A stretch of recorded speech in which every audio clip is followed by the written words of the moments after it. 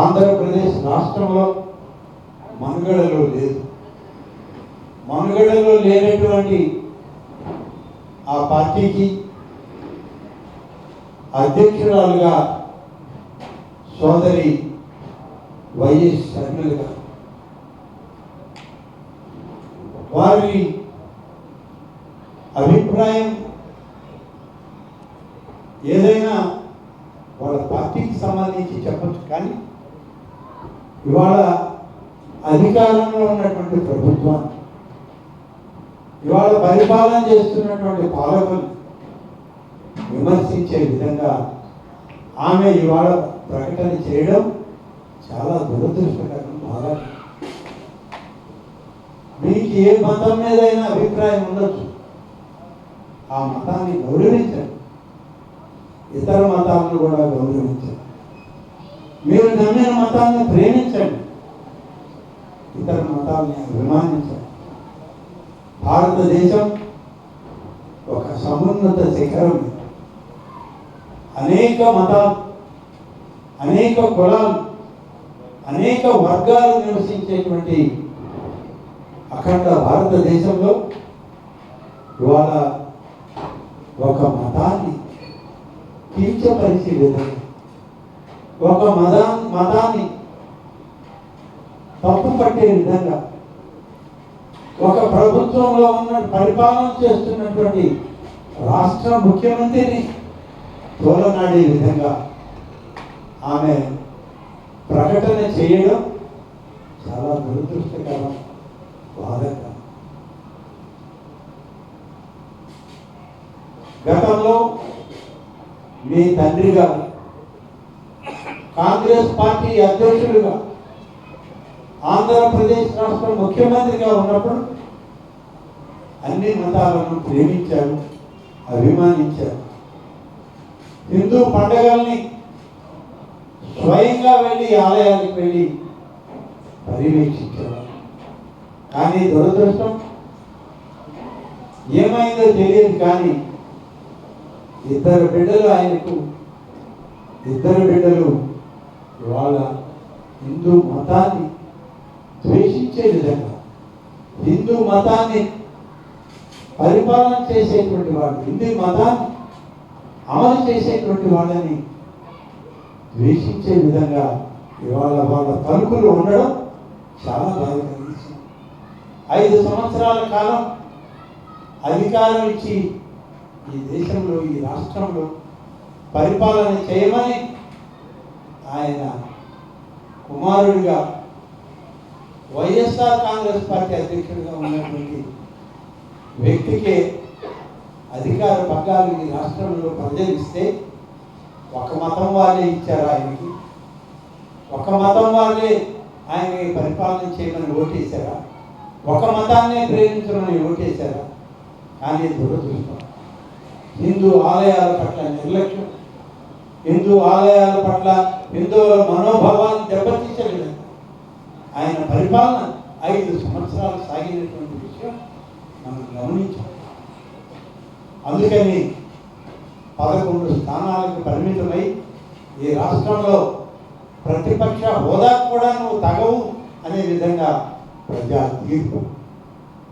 కానీ ఇంకా గుణపాఠాలు నేర్చుకోలేదు. ఇది ఎలా ఉంటే ఇవాళ చెల్లి అఖిల భారత కాంగ్రెస్ పార్టీ ఆంధ్రప్రదేశ్ రాష్ట్ర శాఖకు అధ్యక్షురాలు వైఎస్ షర్మిల గారు, మీ మతాన్ని మీరు ప్రేమించండి, మీ ఆలోచన ప్రకారం మీరు ప్రార్థనలు చేయండి, దీవెనలు పొందండి. ఒక విషయం మర్చిపోకండి, మీరున్నది హిందూ ధర్మం మధ్య, సనాతన ధర్మాలు ఆచారాలు ఉన్నటువంటి భారతదేశంలో మీరు కూడా ఒక వ్యక్తిగా ఈ మహాభారతదేశంలో ఉన్నారు, ఈ ఆంధ్రప్రదేశ్లో ఉన్నారు. హిందువుల మనోభావాలు దెబ్బతింటే ఇప్పటికే కాంగ్రెస్ పార్టీ ఈ రాష్ట్రంలో మళ్ళీ తలెత్తి చూసే పరిస్థితి లేదు. భారతదేశంలో కూడా ఎక్కడైనా 1 2 ఉంటే అవి కూడా కోల్పోయే పరిస్థితుల్లో ఇవాళ ఉంది. ఇవన్నీ మర్చిపోయి ఏం మాట్లాడుతున్నారు తల్లి మీరు? మీరంటే మా గౌరవం, రాజశేఖర రెడ్డి గారు బిడ్డలు కాదు. కానీ ఆ గౌరవాన్ని నిలబెట్టుకునే ఆలోచన మీ ఇద్దరికీ లేదు. అందుకని అధికారం కోల్పోయారు. మీ పార్టీ ముందే కోల్పోయి మీ సోదరుడు పెట్టిన పార్టీ మన ఎన్నికల్లో కోల్పోయారు. ఇక మీరిద్దరు రెండు పార్టీలు సమాజంలో తిరిగి మళ్ళీ వస్తాయనేటువంటి ఆలోచన మీరు మర్చిపోరు. ఎందుకంటే హిందూ ధర్మాన్ని మర్చిపోయిన మీరు, సనాతన ఆచారాలను మర్చిపోయిన మీరు, కేవలం ఒక మతానికే ప్రాధాన్యత ఇచ్చే మీరు, దురదృష్టం మీరు పాలకులుగా రావడానికి ప్రజలు సిద్ధంగా లేదు, ఈ సమాజం సిద్ధంగా లేదు. ఏమంటారు మీరు? ఒకసారి ఇవాళ చూస్తే ఆలయాలు కట్టే బదులు సమాజానికి అవసరమైన టాయిలెట్లు కట్టండి అని సలహా ఇస్తారు. అంటే హిందువులు పరమ పవిత్రంగా భావించేటువంటి ఆలోచన చేసి నిత్యం నిద్రలేసి దండం పెట్టి ఆ యొక్క దేవతను దేవుణ్ణు కొలుచుకునేటువంటి వాళ్ళ మనోభావం అర్థం చేసుకోకుండా ఆలయాలకు బదులు టాయిలెట్లు కట్టడం సలహా ఇస్తారు. టాయిలెట్లు ఆలయాలు రెండు ఒకటేనా మీ దృష్టిలో అడుగుతుంది. సమాజంలో అవసరాలు చాలా ఉన్నాయి. ఈ సమాజంలో టాయిలెట్లు కూడా అవసరమే. సమాజంలో కేంద్ర రాష్ట్ర ప్రభుత్వాలు స్వచ్ఛాంధ్ర స్వచ్ఛ భారత్ కింద అనేక లక్షల టాయిలెట్లు, లక్షల వాష్రూమ్లు కడుతూ ఉంది, నిధులు చెల్లిస్తూ ఉంది, కోట్లాది రూపాయలు వెచ్చిస్తూ ఉంది. కానీ ఆలయాలు కట్టకూడదని, ఆలయాల డబ్బు కూడా టాయిలెట్లు కట్టమనేటువంటి మీ యొక్క ఆలోచన విధానం అసలు ఈ దేశంలో ఈ హిందువులు భారతీయులు అన్నటువంటి ఈ సమాజంలో మిమ్మల్ని క్షమిస్తారా? క్షమించేదానికి అవకాశం ఉందా అని ఒకసారి ఆలోచించే కోరుతా ఉన్నా. 1000 ఆలయాల నిర్మాణానికి తిరుమల తిరుపతి దేవస్థానం ఆంధ్రప్రదేశ్ రాష్ట్ర ప్రభుత్వం చంద్రబాబు నాయుడు గారి నాయకత్వంలో సమిష్టి ఆలోచన చేసి చిన్న చిన్న పల్లెల్లో కూడా, చిన్న చిన్న గూడెల్లో కూడా 10 లక్షలు, 15 లక్షలు, 20 లక్షలు అయ్యేటువంటి స్థానిక ప్రజలు ఆమోదం పొందేటువంటి, వాళ్ళు నిత్యం కొలుచుకునేటువంటి ఏ దైవాన్ని నమ్మారో ఆ దైవానికి మేము ఆలయాలు నిర్మిస్తామని, ఈ ఒక్క సంవత్సరమే 1000 ఆలయాలు నిర్మిస్తామని చెప్పి మేము ప్రతిపాదన పెట్టి మంజూరు చేస్తే, ఆలయాలు ఎందుకు టాయిలెట్లు కట్టండి అని చెప్పి ఏమి మాట్లాడుతాం తల్లి? ఆలయాలు అక్కర్లేదా? మరి ఏం కావాలి ఈ సమాజంలో మీకు? ఇవాళ అనేక మంది ఇవాళ ఏజెన్సీ ఏరియాలు ఉన్నాయి, గిరిజన ప్రాంతాలు ఉన్నాయి, వెనుకబడిన ప్రాంతాలు ఉన్నాయి, దళిత వాడలు ఉన్నాయి, అలాగే అటవీ ప్రాంతాలు ఉన్నాయి. శ్రీకాకుళంలోని ఇచ్చాపురం నుంచి తడ వరకు, అనంతపురం జిల్లాలోని అక్కడి నుంచి కర్నూలు జిల్లా వరకు అనేక ప్రాంతాలు వెనుకబడతాలో ఉన్నాయి. అందుకని ఆయా ప్రాంతాలను గుర్తించి ఆలయాల పునర్నిర్మాణాల్లో కూడా రాష్ట్ర ప్రభుత్వం నిధులు, ప్రభుత్వం కట్టాల్సిన నిధుల్ని పెంచి ఇస్తున్నాం. 80-20% ఇస్తున్నాం. కోస్తా తీరంలో 70-30% ఇస్తున్నాం. ఇంకా అవసరమైన గిరిజన ప్రాంతాలు, లోతట్టు అటవీ ప్రాంతంలో ఉన్న గిరిజన తాండాల్లో కూడా 100% నిధులు ప్రభుత్వమే ఖర్చు పెట్టాలి. శ్రీవాణి పథకాన్ని లేకుంటే సిజిఎఫ్ పథకాలను అమలు చేయాలి. ఇవాళ రాష్ట్ర ప్రభుత్వం తిరుమల తిరుపతి దేవస్థానం పాలకవర్గం నిర్మాణం చేస్తే ఆలోచన చేసి మేము ఒక నిర్ణయం తీసుకుంటే అది తప్పు అని మాట్లాడతారా? ఏంటి దానిలో తప్పు అన్నాడు. ఆలయాలు నిర్మాణం చేయడం తప్ప? ఆ స్థానిక ప్రజలు కోరుకున్నటువంటి ఆ యొక్క ఆలయంలో వారు కోరుకున్న దేవతను దేవునిగా పెట్టి ప్రార్థించండి, మీ యొక్క మనసులకి పవిత్రతను చేకూర్చుకోండి అని చెప్పి మేము భగవన్నామ స్మరణి ప్రతి ఒక్కరిలో కల్పించడం మేము చేసిన తప్ప మీ భావం ఏందో మాకు అర్థం కావడం లేదు. అంటే ఏదో కొద్ది మీ ఆలోచనలో ఒక తప్పును కనపడతాం. మీరు తప్పనుకోకపోవచ్చు, కానీ ఈ సమాజం తప్పుగా భావిస్తాం. ఈ సమాజంలో ఉన్నటువంటి హిందూ సమాజాన్ని ప్రేమించి అభిమానించే ప్రతి ఒక్కరు కూడా మీ నిర్ణయాన్ని తప్పు పట్టలేదు తప్ప ఇవాళ వాళ్ళు కూడా అనేక మంది ఉన్నారు. క్రిస్టియన్లు ఉన్నారు, చర్చలు నిర్మాణం చేస్తున్నారు, చర్చల్లో ప్రార్థనలు జరుగుతున్నాయి. మేము మా ప్రభుత్వం గౌరవిస్తుంది, వాళ్ళని ప్రేమిస్తుంది, అభిమానిస్తుంది. అవసరమైనటువంటి కార్యక్రమాలు మమ్మల్ని సహాయం కోరితే సహాయాన్ని అర్థించిన ప్రతి దగ్గర ఏర్పాటు చేయడం జరుగుతుంది.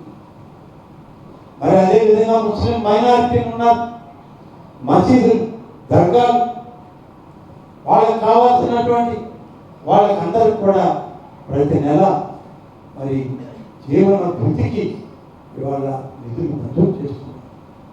మైనారిటీ కార్యక్రమాల కింద క్రిస్టియన్లకి ముస్లిం మైనారిటీలకి చర్చలు కానీ భవనాలు కానీ, అలాగే ముస్లింల యొక్క ప్రార్థనా మందిరాలు,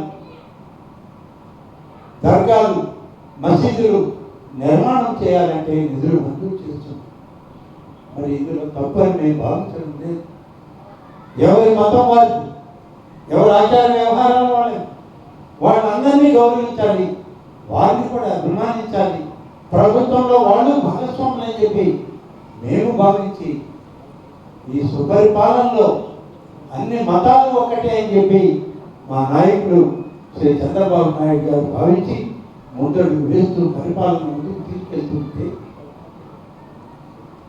చంద్రబాబు నాయుడు ఆర్ఎస్ఎస్ వాది, చంద్రబాబు నాయుడు గారు బీజేపీ వాళ్ళు ఎలా చెప్తే అలా ఆడుతున్నారని చెప్పి నువ్వు మాట్లాడడం సమంజసమా? ఒక్కసారి ఆలోచించుతుంది. మీలాగా ఏదంటే అది మేము మాట్లాడలేము. సభ్యత, సంస్కారం, రాజకీయంగా నైతిక విలువలు కలిగినటువంటి వాళ్ళం. టీటీడీ పరిపాలనలో ఒక అన్ని మతస్థుని పాలకుడిగా పెట్టేటువంటి కుసంస్కృతి మీది. ఒక నాస్తికుడికి దేవాదాయ శాఖలో తిరుమల తిరుపతిలో భాగస్వామ్యం ఇచ్చినటువంటి వ్యవస్థలు మీవి. మేము అర్థం చేయం. పూర్తిగా ఆలయాలన్నింటినీ కూడా హిందూ మత ప్రచారాలను, ధర్మాలకి, సనాతన ఆచారాలకి కట్టుబడి మేము పనిచేస్తూ ఉన్నాం. ఈరోజు దాదాపు ప్రభుత్వ నిధులతో 5,000 ఆలయాలను నిర్మించడానికి మేము నిర్ణయం తీసుకున్నాం. ఈ 5 సంవత్సరాల్లో 5,000 ఆలయాలను మేము నిర్మిస్తాం. ప్రధాన గ్రామాల్లో నిర్మిస్తాం, దళిత వాడలో నిర్మిస్తాం, బలహీన వర్గాల కాలనీలో నిర్మిస్తాం, గిరిజన ప్రాంతాల్లో నిర్మిస్తాం, ఏజెన్సీ ఏరియాలో, అటవీ ప్రాంతాల్లో నిర్మిస్తాం. మీరు ఎవరు అవునన్నా కాదన్నా ఈ నిర్మాణం జరిగి తీరుతుంది, చేసి తీరుతామని చెప్పి ఇవాళ చెప్పక తప్ప. అలాగే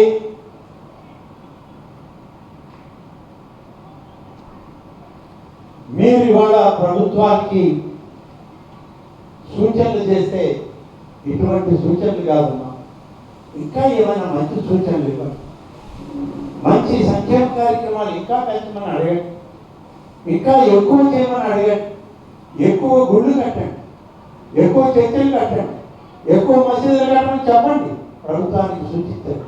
అది మీరు చేయాలి. గుళ్ళు కట్టడం తప్పు, టాయిలెట్లు కట్టండి అని చెప్పి సలహాలు ఇచ్చే ప్రయత్నం మీరు చెయ్యొద్దు. మీరు చేసిన ఇక్కడ ఎవరు దాన్ని ఆమోదించేవాళ్ళు లేదు. అలాగే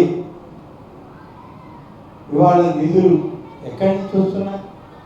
దేవాదాయ శాఖకి ఇచ్చేటువంటి నిధులన్నీ భక్తులు సమర్పించేటువంటి నిధులే. ప్రతి ఆలయంలో కూడా భక్తులు ఆదాయంలో 9% నిధుల్ని దేవాదాయ శాఖకి ఇస్తున్నారు. ఆ 9% నిధుల్లో వచ్చిన మొత్తాన్ని కొన్ని ఆలయాల పునర్నిర్మాణం, కొన్ని కొత్త ఆలయాల నిర్మాణం, కొన్ని కొత్త ఆగమ కార్యక్రమాలకి, శాంతి హోమాలకి, వీటన్నిటికీ ఖర్చు చేస్తున్నారు. మరి భక్తులు ఇచ్చినటువంటి నిధుల్ని నేను ఎవరికి ఖర్చు పెట్టమంటారని అడుగుతున్నాను. ఇవాళ రాష్ట్ర ప్రభుత్వంలో అనేక రకాల పన్నుల విధానం ఉంది. ఇవాళ జిఎస్టీ ఉంది. జిఎస్టీలో దేవాదాయ శాఖ అంతర్భాగం కాదు. దేవాదాయ శాఖ స్వశక్తితో ఈ రాష్ట్రంలో ముఖ్యమంత్రి గారి ఆదాయం అధీనంలో ఉంటుంది. మాకు వచ్చేటువంటి నిధులన్నీ ప్రతి ఆలయంలో వచ్చే ఆదాయంలో 9% నిధులు రాష్ట్ర ప్రభుత్వ ఖజానాకి దేవాదాయ శాఖకి వస్తుంది.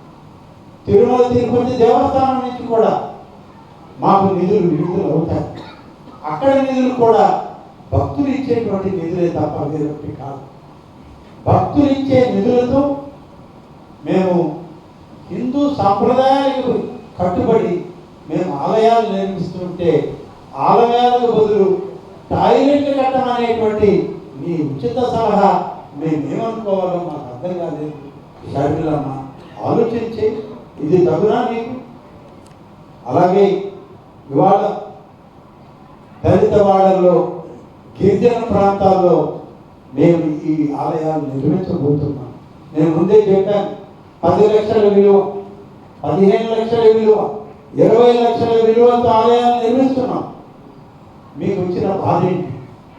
ఎందుకు వద్దంటున్నారు? దీని వెనుక ఏదో ఒక నిగూఢమైనటువంటి మీలో ఒక భావం, ఒక కుసంస్కారం కనబడుతుంది. అది మీరే బయట పెడితే మంచిది. మీ ఆలోచన మీరే బయట పెట్టండి. మీరు బయటకు పెట్టలేకపోతే మరొక సందర్భంలో తప్పదు నాకు చెప్పే తీరాలి. ఈ సమాజాన్ని చెప్పాల్సే వస్తుంది. మీలాగా మేము దాగుడు ముందు ఆగేటువంటి పార్టీ కాదు. కూటమి నాయకత్వంలో ఉన్నాం, నిజమే.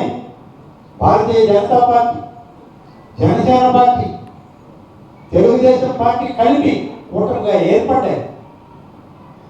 ప్రధానమంత్రి నరేంద్ర మోడీ గారు, అలాగే జనసేన నాయకులు పవన్ కళ్యాణ్ గారు, తెలుగుదేశం పార్టీ జాతీయ అధ్యక్షులు శ్రీ నారా చంద్రబాబు నాయుడు గారు, వీళ్ళ ముగ్గురి సమన్వయంతో ఏర్పడినటువంటి ఈ కూటమి నాయకత్వం ఒకరికి ఒకరు ఇచ్చి పుచ్చుకునే ధోరణిలో సలహాలు, సూచనలు, కార్యక్రమాలు ఉంటాయే తప్ప ఏదో ఒంటెద్దు పోకడ చేసేటువంటి ప్రభుత్వం మాది కాదు.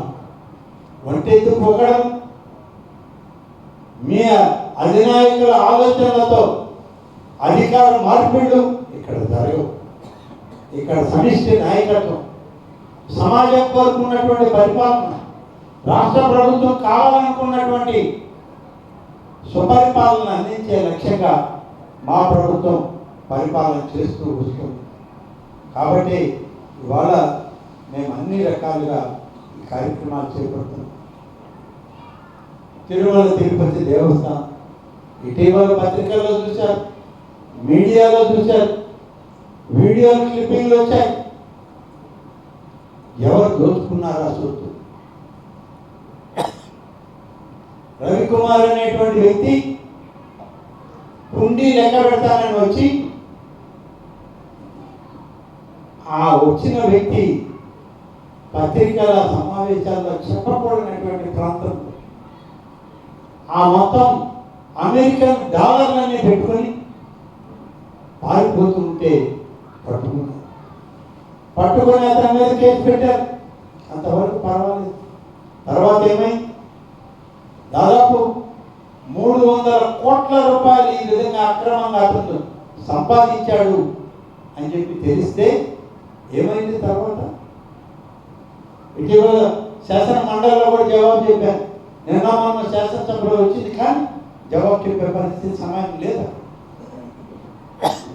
దాదాపు 200 కోట్ల రూపాయలు ఆవేళ పాలకవర్గంలో మీరు నియమించినటువంటి ఒక వ్యక్తి, పోలీస్ అధికారులు కలిసి దోచుకున్నారు. అతన్ని దోచుకున్న తర్వాత పై నుంచి పెద్ద ఒత్తిడిగా వచ్చింది కాబట్టి ఈ దొంగతనం కేసుని మూసివేస్తున్నామని చెప్పి కేసును క్లోజ్ చేసినటువంటి విషయాన్ని ఇంకా ఈ సమాజం మర్చిపోలేదమ్మా. దీనికి ఎవరు కారణం? ఏ మతం, ఏ కులం, ఎవరు మా ఈ దీన్ని బాధ్యత చేస్తాం చెప్పండి. ఇవాళ అన్య మత ప్రచారం ఎక్కువ కావడానికి కారణం లేవు ఈ రాష్ట్రంలో. హిందూ ధర్మాన్ని నమ్మినటువంటి వాళ్ళు కోట్లాది మంది ఈ రాష్ట్రంలో ఉంటే అన్య మత ప్రచారం ఎక్కడ జరుగుతుంది? ఎవరు దీనికి నాంది పలుకుతున్నారు?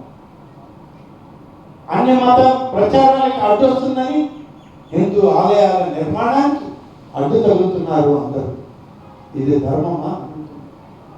ఇదేనా మీ న్యాయం? ఇదేనా అన్ని మతాల పట్ల మీకు ఉన్నటువంటి స్పష్టమైన వైఖరి? ఇవాళ జవాబు చెప్పాల్సిన అవసరం మీకే ఉంది, మాకు కాదు. కాబట్టి మీరు చేసేటువంటి ఇలాంటి కార్యక్రమాలు అనేక రకాలుగా ఉన్నాయి. ఆస్తులు, హక్కుల గురించే కాదు, కానీ ప్రాంతీయ పార్టీలతో ఒకరు, జాతీయ పార్టీలతో ఒకరు ఇవాళ కూటమి నాయకత్వాన్ని ఎదుర్కోవాలని మీరు ప్రయత్నం చేస్తే మీకు భంగపాటే తప్ప ఈ సమాజం మిమ్మల్ని ఎప్పటికీ క్షమించదు, ఎప్పటికీ ఆమోదించదు. ఇది సరైన పద్ధతి కాదు.